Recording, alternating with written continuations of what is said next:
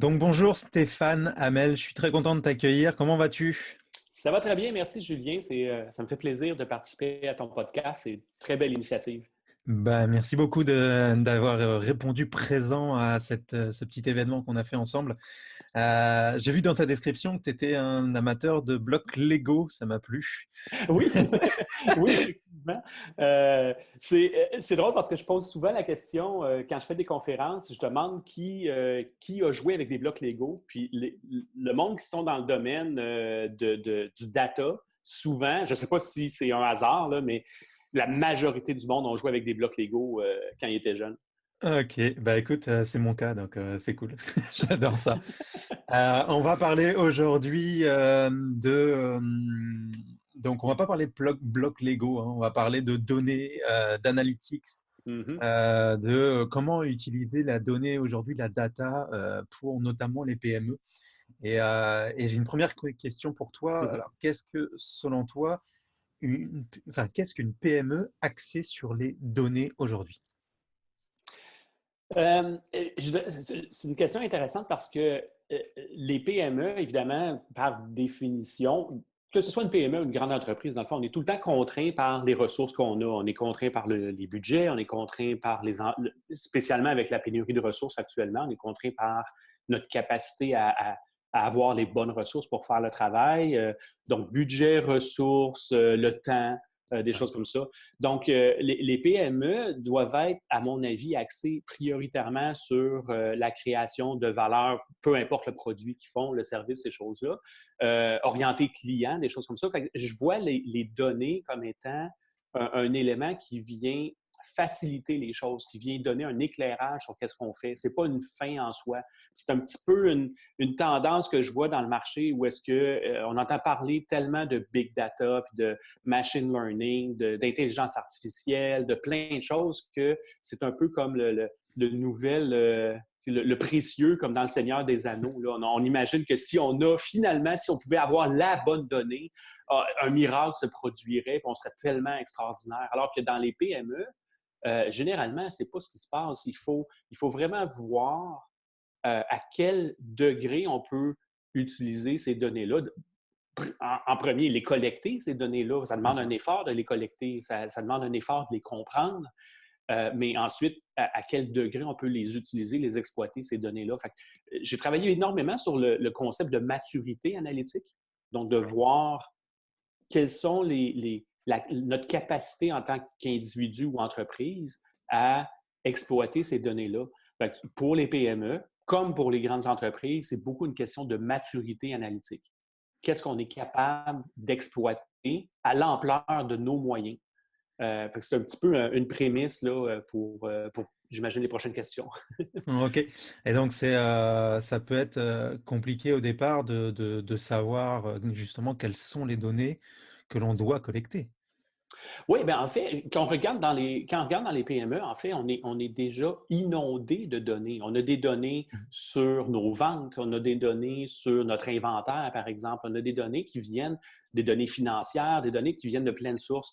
Euh, je pense que des fois, on n'exploite pas bien ce qu'on possède déjà, mais on est porté à dire, ah ben là, il va falloir que je mesure mon site web, il va falloir que je mesure ma page Facebook, il faut que je sois sur Instagram, il faut que je sois sur Twitter. On s'éparpille dans plein de directions. On entend beaucoup parler, par exemple, au niveau d'Instagram, des influenceurs. Ah, qu'est-ce que je devrais faire avec ça? Je devrais-tu aller me chercher un influenceur? Combien ça coûte? Comment ça marche? Comment je vais mesurer le succès? Est-ce que je regarde le nombre de personnes qui ont fait j'aime sur ma page Facebook, les commentaires, des choses comme ça? Fait que, rapidement, on devient un peu inondé Ouais. de toutes ces possibilités-là de données. On ne sait plus trop où donner de la tête. Évidemment, il y a beaucoup de pression parce qu'il y a des tendances, il y a des buzzwords qui sont dans le marché qui font en sorte qu'on peut être très, très distrait. Mhm. Puis finalement, perdre l'idée générale qui est on collecte des données, on veut comprendre les données. Je reviens au bloc Lego. Euh, Quand on joue avec des blocs Lego, c'est un exemple que j'utilise très, très souvent. Quand on était jeune, on recevait une boîte de blocs Lego, qu'est-ce qu'on faisait? pensons aux étapes avec lesquelles on procédait. On était tout excités, on ouvrait la boîte, on ouvrait les petits sacs, on regardait les nouvelles pièces. Ce qu'on faisait généralement, c'est qu'on suivait les instructions. Donc, je bâtissais selon les bonnes pratiques. Donc, il y a un livre d'instructions, je suis les instructions. La personne qui est plus un analyste, qui cherche à comprendre les processus, puis à améliorer les choses, qu'est-ce qu'elle fait? Instinctivement, quand on était jeune, on le faisait, et on le fait dans notre métier, c'est qu'une fois qu'on a complété les choses qui sont de base, qu'on a suivi les instructions de base, qu'est-ce qu'on cherche à faire? C'est de comprendre comment ça fonctionne. C'est de décortiquer un problème qui est complexe en sous-éléments, donc chacun de nos blocs Lego. Puis là, de se dire, il me semble que si je déplace ce bloc Lego-là, puis je le mets là ou j'ajoute telle chose, je vais améliorer les choses. Donc, les données, c'est à ça qui nous servent prioritairement. Il faut qu'on comprenne les processus d'affaires et le marketing est un processus d'affaires. Il faut qu'on comprenne les processus, qu'on les subdivise en petits éléments, comme en petits blocs Lego, pour nous permettre de mesurer ce qui se passe à chacune des étapes. Et là, on va être capable d'intervenir, de dire, il me semble que si je changerais telle chose, j'ai des données qui me démontrent, qui me laissent croire, je peux faire l'hypothèse que si je change tel petit bloc Lego, je vais pouvoir améliorer mon processus, que ce soit le marketing, que ce soit la distribution, que ce soit la fabrication, peu importe quel aspect. Donc, il faut travailler à l'inverse de ce que les gens essaient souvent de nous vendre. Il ne faut pas commencer avec les données. Il faut commencer avec le processus d'affaires qu'on cherche à comprendre et à optimiser. Ensuite, on va être beaucoup plus en mesure de voir quelles données j'ai besoin pour comprendre qu'est-ce que je cherche à optimiser. OK. Et par rapport à ça, j'avais une question et elle m'est sortie de la tête justement, mais justement, oui, c'est ça. J'ai entendu dire il y a peu de temps quelqu'un qui disait on, en marketing, on pense toujours qu'il faut changer ou faire évoluer quelque chose et on veut quasiment tout changer quand on a quelque chose à faire évoluer. Oui. Et Oui. il me disait plutôt que de tout changer, en général, il est préférable de plutôt d'essayer de changer un 5%. Et ton petit bloc Lego dont tu parlais tout à l'heure, c'est à ça que ça me fait penser. C'est à ce petit 5% qui va nous permettre de faire évoluer, puis un 5% plus un 5% plus un Et 5% fait à absolument. un moment ou un autre un gros, mais Oui. enfin un gros changement. Mais au lieu de faire des gros changements au départ, peut-être faire des changements qui sont plus mineurs, qui ont certainement aussi moins d'impact et qui Oui. permettent derrière de pouvoir faire des améliorations à long terme. Absolument, parce que, en fait, je ne sais pas c'est quoi la phrase exacte, mais il y a une phrase qui dit on ne peut pas améliorer une chose de 100%, mais on peut améliorer 100 petites choses de 1%. Le gros avantage de procéder comme ça, c'est qu'on va voir les bénéfices beaucoup plus rapidement. Améliorer une petite chose de 1%, c'est beaucoup plus facile, Ouais, puis on voit le résultat beaucoup plus rapidement. rapidement. Ouais. Puis c'est l'idée d'amélioration continue, dans le fond, puis de pourquoi on veut mesurer aussi. C'est que si je mesure, j'ai établi ma base, voici l'état actuel des choses, et je mesure, puis je me rends compte que je suis capable d'améliorer une petite chose de 1%. Bien, finalement, ce que ça fait, c'est que quand je procède avec l'idée que je vais pouvoir faire un gros projet, là, une grosse tâche, et l'améliorer de 100%, c'est que j'imagine que je vais partir d'un plancher, puis tout d'un coup, je vais monter à un autre niveau. Puis ce niveau-là va être, supposons, 2 fois meilleur. Sauf que ça va me prendre X nombre de mois ou même d'années avant d'y arriver. Alors que si j'améliore progressivement, je vais me ramasser avec une amélioration qui est continue, puis ma courbe d'amélioration va être exponentielle au lieu d'être tout d'un coup monter à un autre plateau. Donc, je vais augmenter de façon exponentielle la valeur que je vais apporter à mon client, par exemple, parce que je vais améliorer mes campagnes marketing, je vais améliorer mon processus d'achat, je vais améliorer. Puis, pensons pas seulement à l'aspect numérique ou digital des choses, là. Si on pense à Amazon, par exemple, pourquoi ça fonctionne bien, c'est pas seulement parce que l'achat est facile, c'est aussi parce que la livraison est efficace.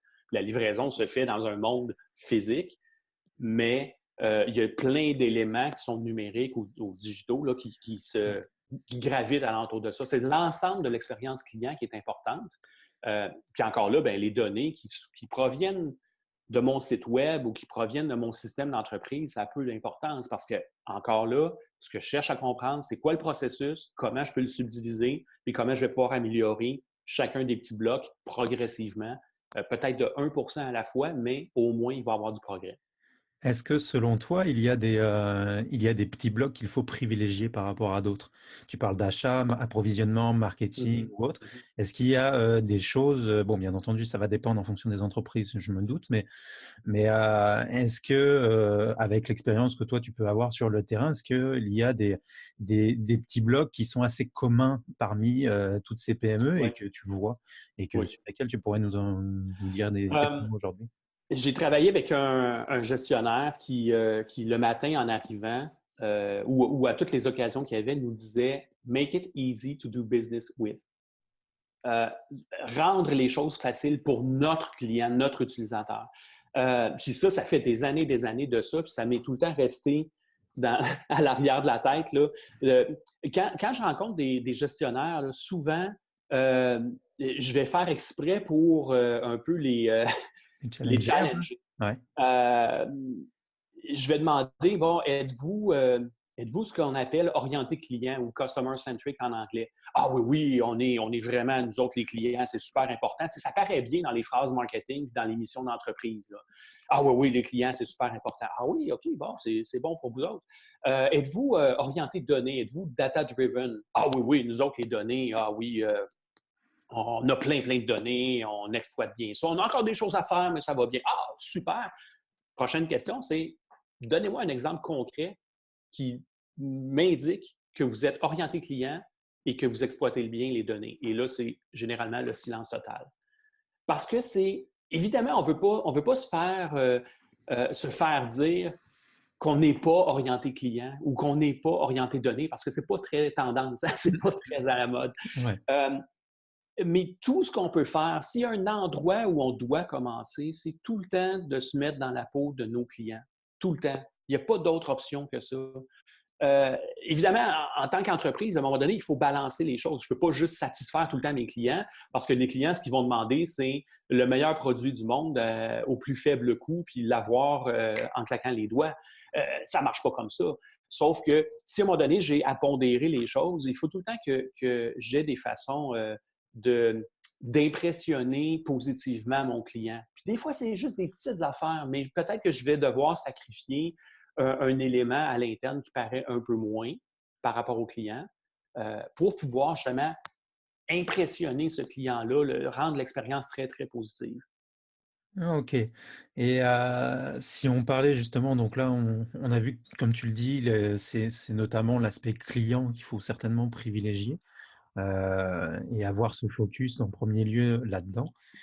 Si on devait voir un petit peu plus large et prendre du recul et se dire, OK, donc maintenant, je veux focaliser sur mon client, quel est le plan d'action que je vais mettre en place maintenant pour pouvoir focaliser sur ce client et donc pour pouvoir récolter un maximum de données? Mhm, Est-ce mhm. que tu en as un à nous partager? Oui. Peut-être que vous allez trouver ça étonnant là, venant de moi qui est très, très, très analytique, un gars de données. En fait, souvent, on pense à des données qui sont quantitatives. Combien de ventes j'ai fait, combien de personnes sont venues sur mon site ou même combien de personnes ont fait j'aime sur ma page Facebook. Peu importe. Mais ça, c'est tout du quantitatif. Le secret, écoutez vos clients. C'est du qualitatif. C'est de demander et d'être à l'écoute des clients. C'est vraiment ça qui va nous donner les meilleurs indices pour savoir c'est quoi les frustrations, c'est quoi les éléments qui font que mon client n'achète pas en bout de ligne parce il était prêt à peser sur le bouton j'achète. Qu'est-ce qui a fait qu'il n'a pas acheté? Et c'est étonnant. C'est sûr qu'à travers ça, à travers les données qui sont les éléments qui sont plus qualitatifs, c'est sûr qu'il y a beaucoup de bruit. Les clients qui sont insatisfaits vont peut-être avoir tendance à l'exprimer beaucoup plus fort que les clients satisfaits. Mais à travers ça, il y a une mine d'or vraiment d'informations pour savoir qu'est-ce que les clients s'attendent vraiment. Et un des trucs aussi, c'est que l'expérience du client de façon globale va souvent être fortement influencée par le dernier élément qui s'est passé. Même si l'expérience a été fantastique tout au long du processus d'achat, mais qu'en dernier, la livraison a été pourrie ou le service à la clientèle n'a pas fait un bon travail, qu'est-ce que le client va retenir? C'est ce produit-là ou ce vendeur-là, ce fournisseur-là, il a foiré puis c'était pas bon, même si tout le restant était bon. Fait que s'il y a oui, travailler en premier sur l'expérience client, mais s'il y a un truc encore plus loin que ça, c'est de travailler en partant de la fin de l'expérience client et en améliorant ces choses-là. Donc, service à clientèle, livraison, ces choses-là. Combien de fois on communique? Puis pensons à tous les grands, les fournisseurs d'accès Internet, tout ça, qui ont mauvaise réputation. Habituellement, la mauvaise réputation ne vient pas du fait que la connexion est lente ou des choses comme ça, elle vient du fait du service à la clientèle. C'est ça qu'ils doivent corriger. Puis, je suis certain qu'ils ont des données qualitatives en masse pour leur donner des indices, mais en plus, ils ont des données quantitatives aussi qui vont leur révéler. Dans le fond, le qualitatif vient juste nous pointer vers la bonne direction. Le quantitatif vient cerner un peu plus c'est quoi exactement mon problème, puis comment je vais mesurer de où je pars et où est-ce que je vais être capable de l'amener, ou c'est quoi ma cible, combien d'améliorations je veux apporter, je veux consacrer à cet élément-là. OK. Ça me fait rebondir sur le sujet parce que, justement d'ailleurs si, pour toutes les personnes qui nous écoutent, je suis en train de créer j'ai fait un sondage, Mhm. pour la qualité de mon podcast justement et pour pouvoir l'améliorer et est-ce que c'est là-dessus que tu proposes, des solutions? De dire, bah, proposer à vos clients des plus de sondages de satisfaction pour savoir si oui ou non le service qu'ils ont reçu leur convient? Mhm. Ça peut être un point de départ. Je voyais récemment quelqu'un qui parlait du Net Promoter Score, tu sais, qui en gros, quelle est la probabilité que vous recommandiez ce produit-là ou ce service-là à d'autres personnes. Oui. Puis les gens critiquaient cette façon de procéder-là. Que ce soit ça ou que ce soit n'importe quelle autre façon, ce qui est important, c'est de donner l'occasion à nos clients de s'exprimer. Des fois, ça va être sur Facebook. Quand je vois des entreprises qui disent « Ah oui, oui, on est sur Facebook », mais tout ce qu'ils font sur Facebook, c'est tout le temps Ils euh, push. vraiment crier leur message, tout Ouais. le temps, tout le temps. C'est tout le temps. Ils utilisent Facebook comme si c'était un canal média de publicité, alors que oui, on peut mettre de la pub sur Facebook, c'est beau, on va payer pour, on va mettre de la pub sur Facebook, on va les mesurer en fonction de ça. Mais juste d'être à l'écoute de ce que les gens disent de nous sur Facebook, ça peut être très révélateur aussi. Puis là, je dis Facebook, ça peut être n'importe quel autre. Ouais, ouais. Mais l'idée, c'est oui, les sondages, ça peut être une façon. Euh, Par contre, si vous faites des sondages, s'il vous plaît, faites pas des sondages de 50 questions, là. Un sondage, si vous voulez que les gens répondent de façon valable, il devrait avoir juste quelques questions les plus essentielles parce qu'encore là, ça va seulement être un signal que vous voulez aller chercher pour savoir dans quelle direction vous devez mettre des efforts. Le but, c'est pas d'avoir le pedigree total de la personne depuis sa naissance. Ce n'est pas ça l'idée. Donc, les sondages, il faut faire attention, à mon avis, de ne pas faire des sondages qui sont trop longs parce que, pensons encore là, mettons-nous dans la peau d'un client. Quand vous recevez un sondage, qu'est-ce que vous faites? Vous l'ignorez. Vous commencez à le remplir, puis à un moment donné, vous abandonnez parce qu'il y a 50 questions. Vous abandonnez parce que vous avez une question, mais une espèce de tableau matrice de 1 à 5, comment vous aimez telle chose. Puis à travers cette simple question-là, il y a comme 20 choix de réponses. C'est pas la bonne façon de procéder. Donc, oui, les sondages, c'est une bonne façon, mais ça fait partie d'un portfolio de moyens d'outils qu'on peut prendre pour comprendre nos clients puis mieux être plus à l'écoute. OK. Ce que j'entendais sur les sondages justement, c'était plutôt quelque chose comme un 4 questions, 4 réponses maxi. Oui, Donc, je pense que ça 4 serait. questions, 4 choix de réponses, Oui, puis on s'arrête là. oui.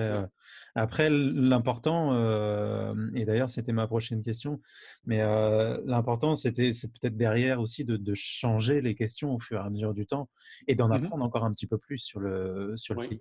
Et est-ce que, Oui, ben, il y a des écoles de pensée là-dessus, hein. Tu vas avoir du monde qui vont dire non, non, non, un sondage, une fois qu'il est lancé, ne devrait pas être modifié parce que tu te trouves à avoir une approche qui est non scientifique, si on veut. OK.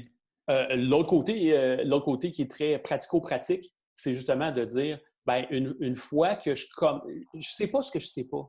Une fois que je commence mon sondage, puis que ça commence à me révéler des choses, si je précise mes questions, je vais peut-être arriver à une clarté plus rapidement.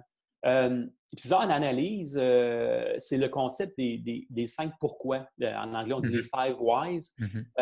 La théorie, c'est que si on demande 5 fois pourquoi, on va arriver à la raison première du problème. Fait que si je dis j'aime pas ce produit-là, c'est un message qui est tellement vague. Je vais devoir demander oui, mais pourquoi tu n'aimes pas ce produit-là? Ah, ben, c'est parce que j'aime pas la couleur. Oui, mais pourquoi tu n'aimes pas la couleur? Peu importe ce que c'est, là. Mais en théorie, on pourrait demander jusqu'à 5 fois pourquoi et on arriverait à la raison première que finalement, c'est juste parce que X, Y, Z, la raison vraiment pourquoi j'aime pas le produit. Et là, en tant qu'entreprise, je peux décider est-ce que c'est quelque chose sur lequel j'ai un contrôle? Est-ce que je peux agir? Est-ce que je peux l'améliorer? Est-ce que je veux l'améliorer? Est-ce que je veux agir là-dessus? Parce que des fois, on a des choix à faire, puis de décider de ne pas faire quelque chose, c'est en fait la bonne décision. Mais pour pouvoir savoir, il faut que j'ai les données. Exact. Pour rebondir sur les 5 pourquoi, en règle générale, quand tu arrives au cinquième pourquoi, tu arrives à une émotion la majorité du Mhm. temps. Et ce qui permet Oui, beaucoup de savoir si oui ou non l'émotion est positive ou négative et si bah, elle correspond à celle que tu as envie de transmettre à ton client, exactement. quoi. Oui. J'avais une question par rapport à justement sondage ou autre collecte de données. Mhm. À partir de combien de données ou à partir de combien, imaginons un sondage, 4 questions, à partir de combien de participants à ce sondage, toi, tu estimes que les données peuvent être intéressantes à traiter? Ça aussi, c'est une bonne question parce que, encore là, je dirais qu'il y a l'approche qui est vraiment plus scientifique, qui serait en fonction de mon marché potentiel ou de mon audience, je dirais pas marché, je dirais de mon audience potentielle qui pourrait être susceptible de répondre à ce sondage-là. C'est quoi la taille de l'échantillon? Puis ça, on le voit souvent là, dans les sondages là, qui vont prédire les résultats des élections. Ils vont dire, on a parlé à, je sais pas, 2000 personnes au Québec, puis on a déterminé que le gagnant va être telle chose. Fait que ça, c'est l'approche qui, je dirais, scientifiquement plus traditionnelle, des choses comme ça. C'est très bien, c'est correct, mais encore là, il faut avoir, en tant que PME, il faut avoir les moyens de le faire. Ouais, clairement. L'autre façon, si, là, je ne sais pas pourquoi j'ai en tête là, un petit magasin de bagels à Sutton qui a ouvert, qui est vraiment extraordinaire. Euh, le propriétaire, le gars qui fait cuire les bagels le matin, super de bonne heure, il a une page Facebook, puis il est à l'écoute de sa clientèle. Donc, sa clientèle géographiquement est très limitée. C'est un petit magasin de rien, mais il est vraiment à l'écoute de son audience. Combien de réponses que ça lui prend pour savoir si ses bagels, si sa recette qui a changé ou peu importe qu'est-ce que c'est, combien de personnes ont besoin de lui dire c'est bon ou c'est pas bon? Probablement pas beaucoup. Puis c'est bien correct comme ça, c'est parfait comme ça, parce que sa réalité à lui, en fonction de l'ampleur des moyens qu'il peut y consacrer, ça y prend peut-être 3 personnes qui vont lui dire ah oui, finalement, tes bagels à l'ananas, c'était pas une bonne idée. Il n'y a pas besoin vraiment. Mais si tout d'un coup, il y en a 10 autres qui lui disent ah oui, c'est extraordinaire, c'est la meilleure invention du monde, puis tout ça, ben là, peut-être qu'il vient de mettre le doigt sur quelque chose. Mais encore là, il est à l'écoute de ses clients, il va expérimenter, il va essayer des choses. Et puis c'est ce qui va orienter qu'est-ce qu'il va faire la semaine prochaine. Peut-être que ce ne sera pas des bagels à l'ananas, peut-être que ce coup-là, ça va être des bagels avec des fraises dedans, peu importe. Là. Mais tu comprends l'idée? Le nombre de réponses que j'ai besoin est tellement dépendant du genre de choses que je fais, du genre de Mhm. clientèle que j'ai, la relation que j'ai avec ces personnes-là. C'est sûr que là, on parle de PME, mais si je pense à une PME qui vendrait des items qui sont vraiment très, très, très dispendieux, je n'ai pas besoin d'avoir 1 millier de ventes avant de savoir avant d'attendre de décider est-ce que mes clients sont satisfaits ou pas. Mais si je vends des items à 1$, ben, peut-être que c'est différent. Fait que le contexte, il faut comprendre le contexte de notre client, de notre entreprise, en fait, pour déterminer est-ce que le signal est assez significatif pour que je puisse en tenir compte. Il ne faut pas oublier que les données, là, c'est pas... quand on dit data-driven, le terme en anglais est très, très... peut porter à confusion parce que data-driven, c'est comme si on s'attendait à ce que les données nous disent la réponse. Mais les données ne nous disent pas la réponse. Les données orientent notre décision. C'est à ça qu'ils doivent servir. J'ai vu des entreprises où est-ce qu'ils voulaient tout le temps dire, ouais, non, on n'est pas assez sûr, on devrait analyser un peu plus, on devrait collecter plus de données. Puis là, 3 mois plus tard, ben ouais, mais il y a encore cette question-là, je ne suis pas sûr. Puis là, 6 mois plus tard, ils revenaient. Le danger, c'est la paralysie par l'analyse, dans le fond. C'est de tout le temps chercher à avoir les données parfaites puis la réponse parfaite. C'est pas à ça que ça sert. Ça sert à orienter nos décisions. Donc, c'est un élément, c'est un outil de plus pour les gestionnaires. Ce n'est pas un remplacement du gestionnaire, du cerveau du gestionnaire puis de l'expérience de la personne qui doit prendre la décision. Pour rebondir sur ce que tu dis, justement, ma prochaine question, c'était comment éviter de s'aveugler avec des KPI, donc Key Performance Indicator, pour ceux qui ne connaissent pas forcément le terme. Donc, comment éviter de s'aveugler avec des KPI inutiles? Oui, oui. J'ai souvent cette question-là, puis je fais même des ateliers sur comment choisir les bons KPI, indicateurs de performance clés en français. Mais il y a 2 éléments là-dedans. Il y a un élément qui est c'est quoi mon rôle décisionnel? C'est quoi mon pouvoir de décision? Où est-ce que je me trouve dans l'entreprise? Si je suis le gestionnaire de communauté sur les médias sociaux, mes indicateurs de performance à moi vont être très différents d'un propriétaire d'entreprise qui est un gestionnaire à haut niveau. Donc, déjà là, il y a une notion de déterminer à quel niveau je dois travailler. La notion d'indicateur clé de performance, c'est qu'est-ce qui va m'aider, moi, à prendre des décisions dans mon rôle dans l'organisation. Donc, déjà, là, il y a un travail à faire. Mais au bout de la ligne, les indicateurs de performance clés, il y a un concept que je mets beaucoup de l'avant, c'est que au final, il n'y a pas beaucoup de choses qu'on peut améliorer dans une entreprise. Si on regarde ça, peu importe l'organisation, on regarde ça d'un niveau très, très, très macroscopique. Là. On est en avion là, à 40 000 pieds d'altitude. Il n'y a pas beaucoup de choses qu'on peut améliorer en bout de ligne. Soit j'augmente mes revenus, soit je réduis mes dépenses. Et le troisième élément, il faut que j'augmente la satisfaction. Mais si on prend, augmenter les revenus, réduire les dépenses, c'est probablement les plus faciles, c'est les plus évidents. Augmenter les revenus, je pourrais vendre plus, je pourrais changer ma structure de prix, je pourrais faire que mes clients achètent plus souvent. Il y a plein d'idées qu'on peut aller chercher à partir de ça. Réduire les dépenses, une façon d'augmenter les revenus de l'entreprise, là, c'est si je réussis à réduire mon coût de traitement de transaction de 1 parce que je change de fournisseur de paiement ou des choses comme ça, c'est 1 de plus de profit que je vais chercher direct.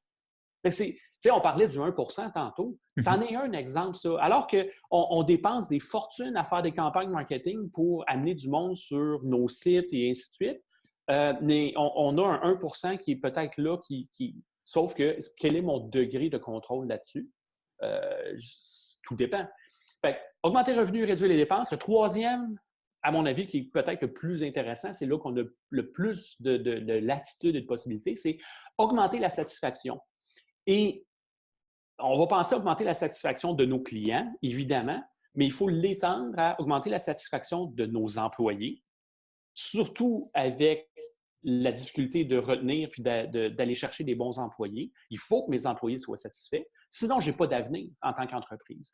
Ça peut être augmenter la satisfaction, par exemple, du gouvernement. Parce que si je ne suis pas trop apprécié parce que je n'ai pas payé mes impôts, mes taxes, je n'ai pas d'avenir non plus.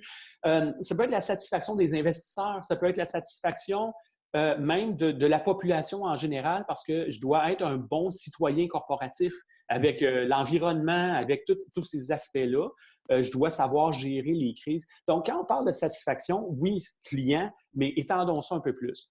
Fait qu'on a 3 éléments sur lesquels, ultimement, on est capable de travailler. Si je combine revenus et dépenses, les coûts que auxquels j'ai à faire face et la capacité d'augmenter mes revenus, j'arrive à quoi? J'arrive à mon profit. Si je prends mon profit et la satisfaction de mes clients, j'arrive à quoi? J'arrive à la pérennité de mon organisation. Si je ne suis pas capable d'enligner ces 3 éléments-là, les 3 premiers qui sont finalement profit et satisfaction, si je n'ai pas ces 2 éléments-là qui viennent s'unir, mon entreprise n'aura pas d'avenir.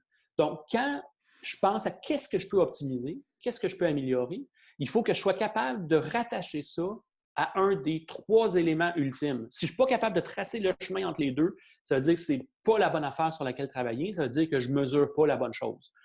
Exemple, si je ne suis pas capable de clairement expliquer comment le nombre de likes sur Facebook va faire en sorte que je vais augmenter mes revenus, réduire mes dépenses ou augmenter la satisfaction, si je ne suis pas capable de l'expliquer, ce n'est pas un bon indicateur de performance. Exact. Et même, je devrais peut-être me demander, est-ce que je fais la bonne chose sur Facebook? Et est-ce que tu penses qu'il est nécessaire de se faire accompagner justement pour pouvoir aller chercher la bonne donnée, pouvoir l'étudier de façon correcte et prendre les bonnes décisions derrière? Il y a 2 aspects à ça. Il y en a un qui est la rareté des ressources, encore une fois. Mhm. La rareté des ressources qui comprennent les données, qui sont capables d'analyser, qui sont des bons vulgarisateurs, tout ça, peut faire en sorte qu'on va se tourner à l'extérieur, à des firmes de consultants, par exemple, pour aller chercher rapidement cette expertise-là. Ce qui est important quand on fait ça, c'est pas juste de déléguer la tâche. Éventuellement, on veut se l'approprier, cette connaissance-là. C'est important de travailler avec un partenaire externe qui est prêt à nous coacher, qui est prêt à dévoiler la façon qu'il procède, qui est prêt à aider mes employés à grandir dans cette pratique-là d'analyse. Ça, c'est un aspect.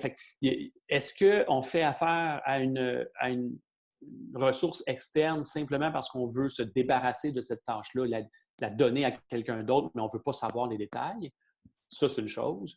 Ou est-ce que je fais affaire avec un partenaire parce que je veux grandir en tant qu'organisation? Puis il y a une tendance dans le marché en ce moment qui est il y a tout le temps des vagues, hein? Soit qu'on va plus vers la consultation ou on va plus vers le insourcing, là, d'avoir les ressources à l'interne pour pouvoir le faire.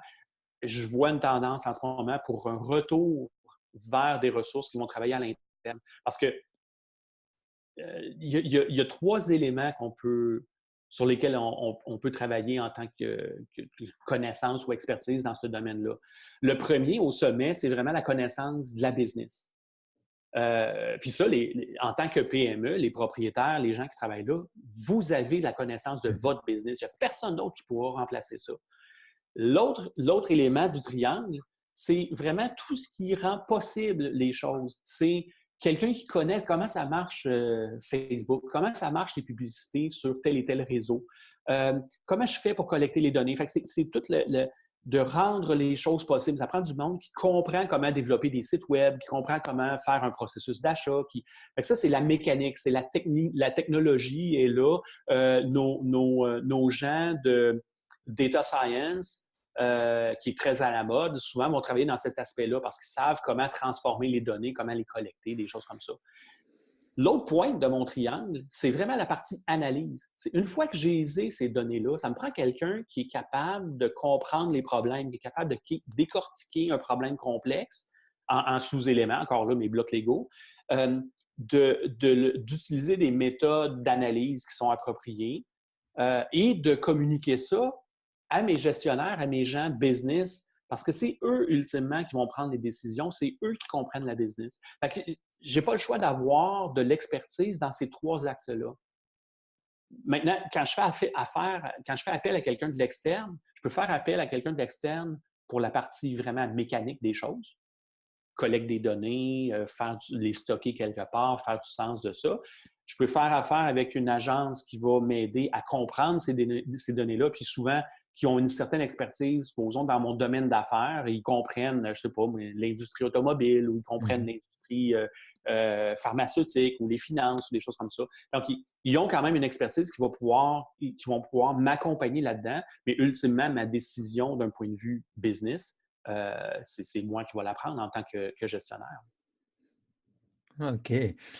Bah, écoute, merci beaucoup pour nos éditeurs et j'en ai parlé en intro. C'est grâce au livre Analytics Breakthrough que je t'ai découvert, Mhm. sur lequel tu as intervenu. Et, j'ai trouvé ce livre, c'est une bible. C'est vraiment, vraiment super. Et merci beaucoup d'avoir accepté de tourner ce podcast aujourd'hui. Ça me fait plaisir. On va terminer donc ce podcast. Je voudrais faire peut-être une aparté. Je sais que tu as une application qui est sur Analytics qui s'appelle DaVinci Tools. Merci beaucoup. Je t'en ai parlé tout à l'heure et je ne l'ai plus. Oui. Est-ce que cette application-là est utile pour les PME et est-ce que tu pourrais nous en parler un peu si c'est le cas? Mhm. Oui, l'idée de DaVinci Tools, c'est de venir s'intégrer directement dans les outils comme Google Analytics ou AdWords, qui, certaines des personnes qui écoutent là, certainement vont savoir là, AdWords pour la publicité, Google Analytics pour la partie mesure. Il y a aussi Data Studio qui permet de faire des tableaux de bord. Mhm. Donc, l'outil DaVinci Tools vient augmenter les fonctionnalités de ces outils-là qui sont fournis par Google. Je viens augmenter avec tout plein de petits trucs, de petits ajouts qui font en sorte que finalement, ça va être plus facile de comprendre les données, mais aussi de rendre le travail de l'analyste ou de la personne qui gère les campagnes marketing, ça va être plus facile et plus efficace de faire leur travail. Donc, tout simplement, c'est le but de DaVinci Tools. Ah, ok, c'est un petit plugin qu'on peut télécharger gratuitement. Absolument. C'est ça, c'est ce que j'ai vu, je l'ai téléchargé il y a quelques jours. Donc Stéphane, Amel, j'ai deux questions aujourd'hui pour toi, donc dans cet épisode bonus, où donc ces deux questions flash pour que les auditeurs pardon, apprennent à mieux te connaître. La première question, c'est comment réussis-tu face au changement? J'ai une trentaine d'années d'expérience maintenant là, de travail et j'ai changé très, très souvent d'emploi Ok. euh, pour finalement me retrouver dans un rôle où est-ce que je suis le plus confortable parce que euh, mon rôle essentiellement, c'est d'aider les entreprises ou les agences à développer leur propre culture analytique. Donc, je suis vraiment en mode coaching de ces personnes-là. Et la raison pourquoi je suis capable de faire ça, c'est qu'au fil des années, j'ai travaillé euh, dans des entreprises où j'ai eu des bons patrons, des moins bons patrons, des entreprises des boîtes qui ont fermé, des boîtes qui ont été acquises ou qui en ont acquises d'autres. J'ai vu un éventail de choses différentes. Donc, quand on parle de changement, j'en ai vu plein de changements. Mais j'ai aussi travaillé dans des entreprises, dans des domaines très différents, que ce soit le manufacturier, que ce soit le côté plus assurance, logiciel d'animation 3D. Même j'ai travaillé à la Bourse de Montréal où j'ai suivi le cours de négociation sur le parquet de la bourse. Donc, la constante là-dedans, c'est que j'ai travaillé dans plein d'environnements différents, qu'il y a tout le temps eu du changement, mais j'ai tout le temps cherché à comprendre l'entreprise, à comprendre le domaine d'affaires de l'entreprise. Puis la constante que j'ai eue là-dedans, donc ça, c'était du changement. Chacune de ces grandes entreprises-là était un changement, évidemment. Et même en mode consultation aussi, quand j'étais en agence, j'ai travaillé avec plein de clients qui étaient dans des domaines très différents. Changement permanent. Par contre, la constante là-dedans, c'est mon intérêt pour comprendre les processus d'affaires et d'exploiter, d'utiliser les données, puis d'essayer de trouver des solutions créatives, imaginatives à ces problèmes-là. Donc, ça, c'est la ligne conductrice entre tout mon cheminement de carrière, même si c'était tout le temps en changement. Donc, pour moi, je suis un petit gars qui joue au bloc Lego. Là. Je continue d'avoir du plaisir à apprendre, à chercher à résoudre des problèmes. Donc, c'est ça, pour moi, le changement, c'est quoi le prochain défi?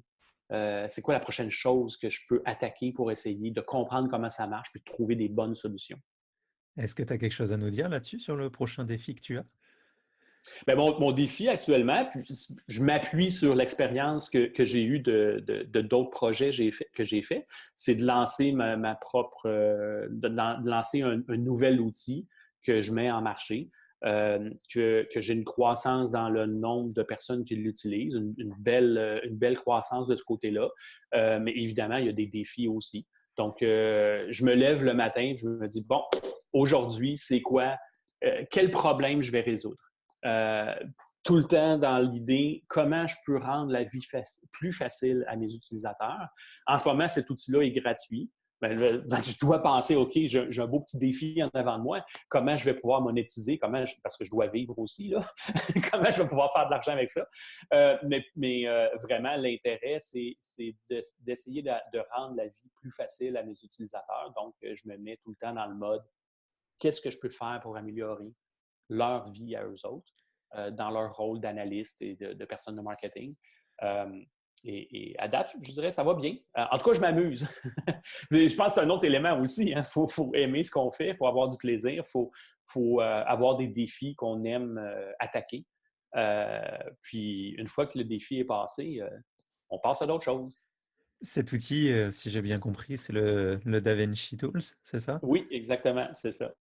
Bon, Avec une bonne croissance chez les utilisateurs et une très bonne communication aussi avec les utilisateurs. Les moyens sont là. Je suis à l'écoute. Ils communiquent avec moi sur LinkedIn, sur Facebook, sur Twitter. J'ai mon groupe de support.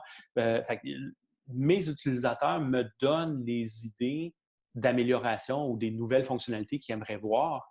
Puis souvent, des fois, je fais des choses que ça me prend vraiment pas beaucoup de temps à résoudre. Puis là, je viens d'augmenter la quantité de personnes potentielles qui pourraient apprécier l'outil simplement parce que j'ai amélioré une petite chose là-dedans. ok. Deuxième question flash. Qu'est-ce qui te vient à l'esprit quand tu penses au succès? Un article que j'avais lu, que j'avais trouvé vraiment intéressant, c'était quelqu'un qui avait interviewé le fondateur de Virgin, Richard Branson. Euh, Puis, je pense qu'on peut dire que c'est quelqu'un qui a un certain succès, en tout cas, Clairement. disons. Puis la question, c'était si vous perdiez tout du jour au lendemain, ça serait quoi la première chose que vous feriez? Puis la réponse est toute simple. Ça serait de définir qu'est-ce que c'est le succès. Fait que ça, je trouve que c'est une belle façon de voir les choses parce que souvent, on a tendance dans notre économie capitaliste à dire que le succès, c'est d'avoir beaucoup d'argent. Mais pour moi, le succès, c'est l'équilibre que j'ai pu aller chercher entre mon rôle professionnel de gagner ma vie, dans le fond, mais aussi mon appréciation, mon désir, mon intérêt pour donner des cours, faire des conférences, faire des ateliers. Donc, tout l'aspect de partage de connaissances, faire un podcast, par exemple, l'aspect de partage de connaissances est super important parce que c'est extrêmement valorisant. Puis honnêtement, il y a un petit côté égoïste aussi parce que quand je fais ces choses-là, j'apprends moi aussi énormément. Ça garde mon intérêt, je découvre des choses, je rencontre du monde.